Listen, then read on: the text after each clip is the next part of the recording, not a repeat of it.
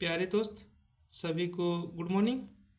आज हम लोग एमए सेमेस्टर 1 जिसमें आज एक टॉपिक है एशियंट सिविलाइजेशन, जिसको हिंदी में प्राचीन सभ्यता बोलते हैं। एशियंट सिविलाइजेशन को हिंदी में क्या बोलते हैं? प्राचीन सभ्यता।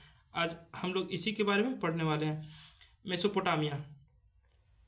मेसोपोटामिया की सभ्यता क्या है? एक प्राचीन सभ्यता है और एक भारत के अंतर्गत सिंधु घाटी सभ्यता। तो आज हम लोग मेसोपोटामिया की सभ्यता के बारे में जानने का प्रयास करते हैं। तो मेसोपोटामिया की सभ्यता में प्राचीन क्षेत्रों के कुछ हिस्से जो वर्तमान समय में इराक के कुछ भाग आते हैं। इराक के कुछ भाग आते हैं किसमें? मेसोपोटामिया की सभ्यता में। इस क्षेत्र की प्राचीन सभ्यताओं में कुछ उच्चतम कोटि की है जो मध्य पुरानीय सिविलीकरण की जननी मानी जाती है। मध्य पुरानीय सिविलीकरण की जननी मानी जाती है। तो कौन? तो मेसोपोटामिया की सभ्यता। अब इसी में आता है सुमेरियन सभ्यता। सुमेरियन सभ्यता लगभग 4500 से 1900 ईसा पूर्व। सुमेरियन सभ्यता कब से? तो लगभग 4500 से 1900 ईसा पूर्व। सुमेरियन सभ्यता मेसोपोटामिया की सबसे प्राचीन सभ्यता में से एक है। सुमेरियन सभ्यता मेसोपोटामिया की सबसे प्राचीन सभ्यता में से एक थी। इसने सुमेर क्षेत्र और सुमेरियन भाषा को विकसित किया। सुमेरियन सभ्यता सुमेर क्षेत्र में सुमेरियन सभ्यता इसने सुमेर क्षेत्र और सुमेरियन भाषा को विकसित किया। सुमेर क्षेत्र के शहरों में सांस्कृतिक धार्मिक गणराज्य की उच्च स्तर की व्यवस्था की। उस समय शासकों द्वारा लोहे का उपयोग करके समृद्धि को बढ़ावा दिया गया या समृद्धि को बढ़ावा दिया जाता था। नेक्स्ट पॉइंट है बाबिलोनियन सभ्यता। बाबिलोनियन सभ्यता 1900 ईसा पूर्व से 539 ईसा पूर्व। 1900 ईसा पूर्व से 539 ईसा पूर्व। बाबिलोनियन सभ्यता में चालुक्य एवं हम्मुरबी नामक राजा जो हम्मुरबी का कानून नामक कानूनी संहिता को संस्कृति दिया।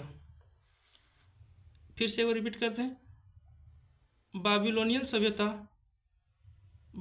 सभ्यता में चालुक्य एवं हम्मुरबी नामक राजा जो हम्मुरबी का कानून नामक कानूनी संहिता को संस्कृति दिया। उस समय चिराग गहने और इंजीनियरिंग में विकास हुआ। तीसरा है असीरियन सभ्यता। तीसरा क्या है? असीरियन सभ्यता। असीरियन सभ्यता की शुरुआत 2000 ईसा पूर्व से 612 ईसा पूर्व तक। असीरियन सभ्यता उत्तरी मेसोपोटामिया में स्थित। इसने एक शक्तिशाली सेना का निर्माण किया। इसके साथ उत्कृष्ट शहरों, स्वास्थ्य, शिक्षा के क्षेत्र को विकसित किया। कौन? तो असीरियन सभ्यता। इसकी शुरुआत कब होता है? तो 2000 ईसा पूर्व से 612 ईसा पूर्व तक। न्यू बेबीलोनियन सभ्यता। न्यू बेबीलोनियन सभ्यता 626 ईसा पूर्व से 539 ईसा पूर्व। न्यू बेबीलोनियन सभ्यता 626 ईसा पूर्व से 539 ईसा पूर्व तक।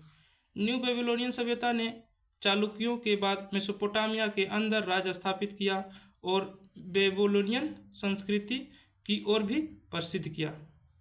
कहने का मतलब हो गया न्यू बेबीलोनियन सभ्यता ने चालुक्यों के बाद मेसोपोटामिया के अंदर राज स्थापित किया और बेबीलोनियन संस्कृति को और भी प्रसिद्ध किया। मेसोपोटामिया की प्राचीन सभ्यता जल, खाद्य संसाधन में चावल, गेहूं, जौ, आटा, ये सब क्या है? खाद्य संसाधन। वाणिज्य, कहने का मतलब व्यापार, और कला में उन्नति किया। इस सभ्यता ने मानव के विकास में महत्वपूर्ण भूमिका निभाई। सुमेरियन समाज, जिसको इंग्लिश में बोलते हैं सुमेरियन सोसाइटी। सुमेरियन सभ्यता में वर्णों की व्यवस्था। सुमेरियन सभ्यता में मुख्य 4 वर्णों की व्यवस्था थी, जिसमें ब्राह्मण, राजा और सामान्य जनता शामिल थी।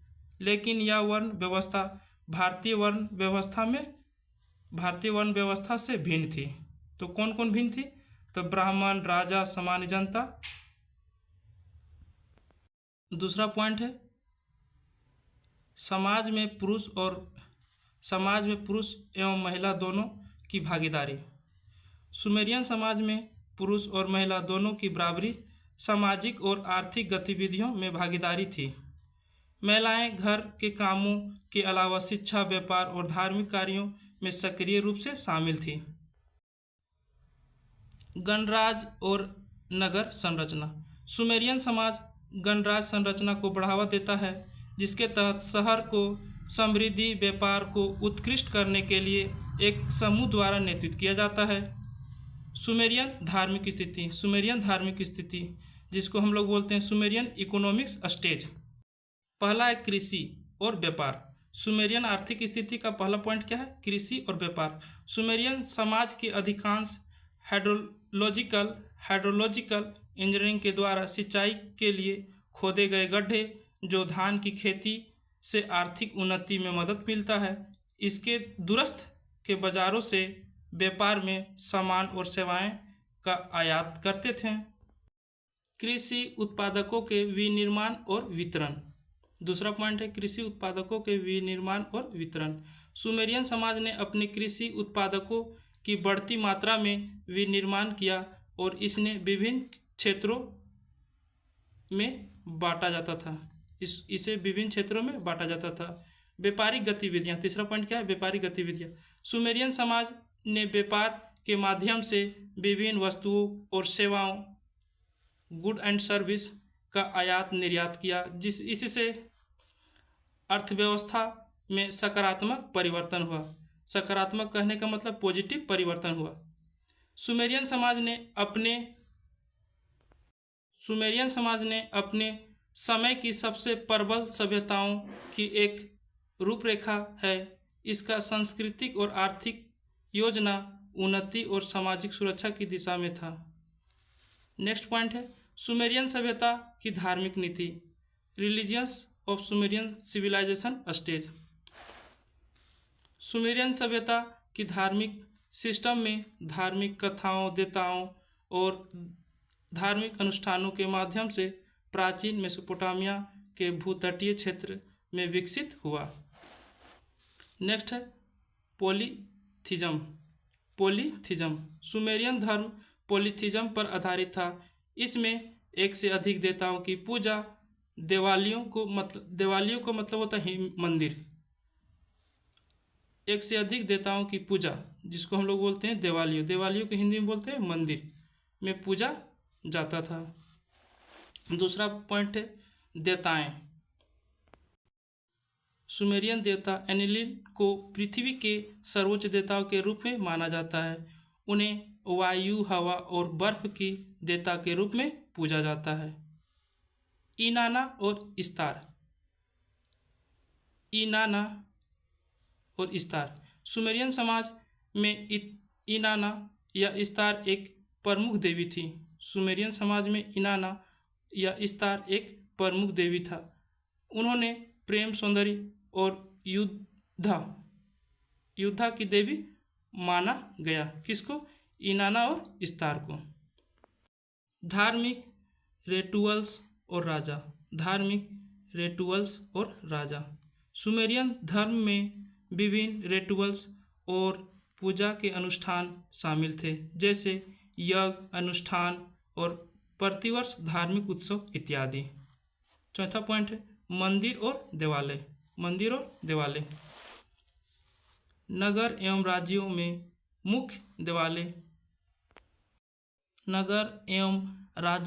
मुख्य देवालय जिगुराट थे, जो ऊंचे पिरामिडियन स्त्री के रूप में थे। ये इबादत और पूजा स्थल के रूप में सेवित होते थे। कौन? तो जिगुराट क्या थे? तो नगर एवं राजाओं के मुख्य देवालयों की हिंदी में बोलते हैं मंदिर। जिगुराट थे जो ऊंचे पिरामिडियन स्त्री के रूप में थे। ये इबादत और पूजा स्थल के रूप में सेवित होते थे, यानी पूजे जाते थे। पांचवा पॉइंट है धर्मशास्त्र। सुमेरियन राजा हम्मुरबी ने महत्वपूर्ण धर्मशास्त्र बनाया जिसे हम्मुरबी का कानून कहा जाता है। इसमें विभिन्न धार्मिक एवं सामाजिक निर्देश थे। पहला है सुमेरियन सभ्यता का धार्मिक समृद्धि, आत्म विकास और सामाजिक अनुकरण के साथ जुड़ा हुआ था। इनकी धार्मिक प्रथाएं और रूढ़िवाद समय के साथ बदलती गई।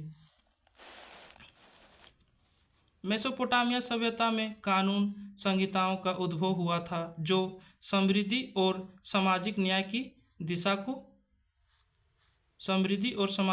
दिशा में काम करते थे।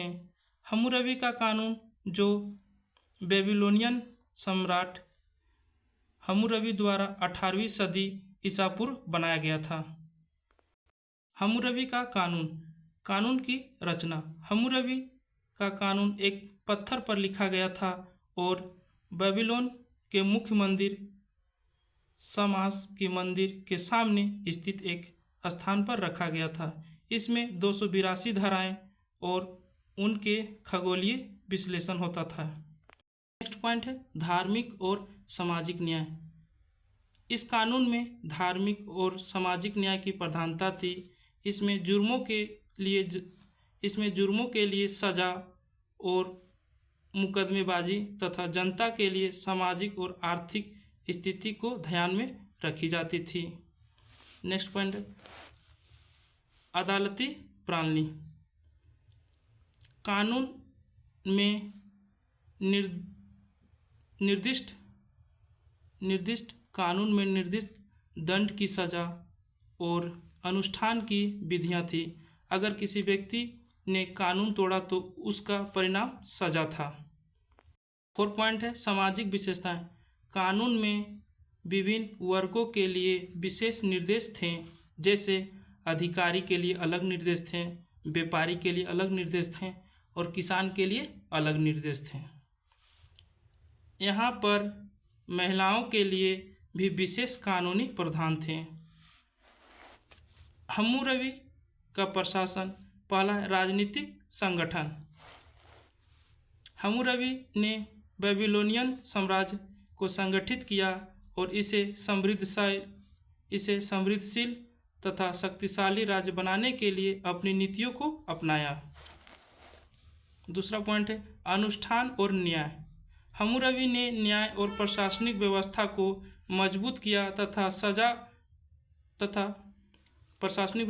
मजबूत किया प्रजा के लिए न्याय को सुनिश्चित करना और उदार नीति को अपनाना। अनुष्ठान और न्याय।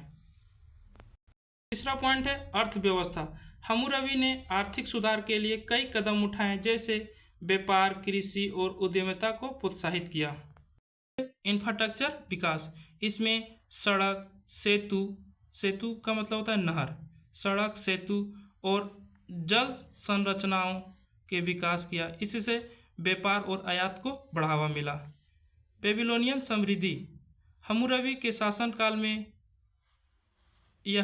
शासनकाल के दौरान बेबीलोनियन साम्राज्य की समृद्धि और सांस्कृतिक विकास में महत्वपूर्ण योगदान दिया। हम्मुरबी का कानून और प्रशासन ने मेसोपोटामिया में न्यायपूर्ण समाज की स्थापना किया। इसने बेबीलोनियन सभ्यता को समृद्धि और संस्कृति को आगे बढ़ाया।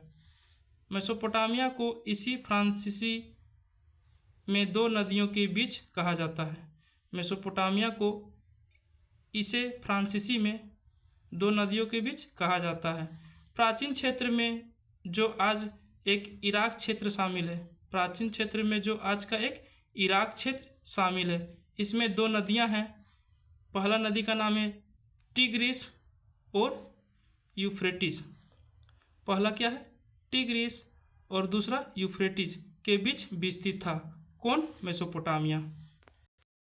कैसाटस का उदय। कैसाटस या कस्पू लोगों को मेसोपोटामिया में शासकीय शक्ति माना जाता है। टिग्रिस और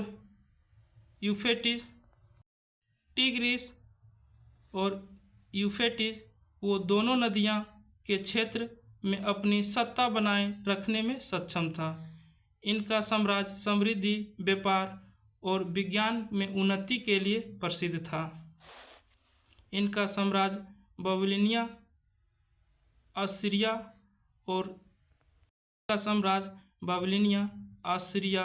और असियान के साथ संघर्षों में शामिल हुआ।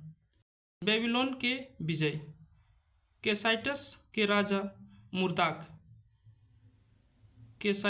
राजा मुर्दाक ने बेबीलोन को विजयी बनाया और अपने साम्राज्य को मेसोपोटामिया के पश्चिमी हिस्से में विस्तृत किया। इससे बेबीलोन का एक प्रमुख नगर बन गया। असियान साम्राज्य का पतन। असीरिया की सुप्रीमेसी 1775 से लेकर 1716 ईसा पूर्व। असीरिया की सुप्रीमेसी 775। असीरिया की सुप्रीमेसी 775 से 616 ईसा पूर्व। असीरिया ने केसाइटस के साथ संघर्ष करते हुए अपनी सुप्रीमेसी स्थापित किया। किसके साथ सुप्रीमेसी स्थापित किया? तो असीरिया ने केसाइटस के साथ संघर्ष करते हुए अपनी सुप्रीमेसी स्थापित किया। इससे मेसोपोटामिया के बड़े हिस्से को अपने अधीन कर लिया। असीरियाना सेना की शक्ति और योजनाओं ने एक शक्तिशाली साम्राज्य बना दिया। की गठबंधन और अशुरबनीपाल 695 ईसा पूर्व से लेकर 640 ईसा पूर्व।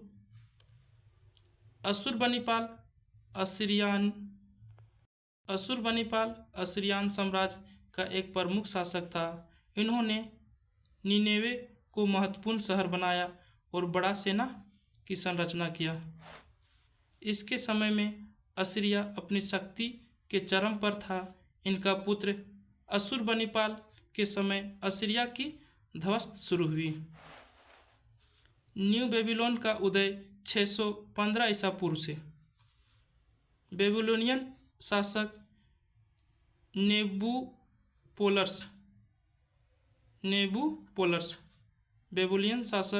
नेबुपोलस ने अशुरबनीपाल को हराया और नीनेवे को ध्वस्त कर दिया। इससे असीरियन साम्राज्य का पतन हो गया और न्यू बेबीलोन साम्राज्य उभरने लगा। और यहीं पे वीडियो समाप्त होता है।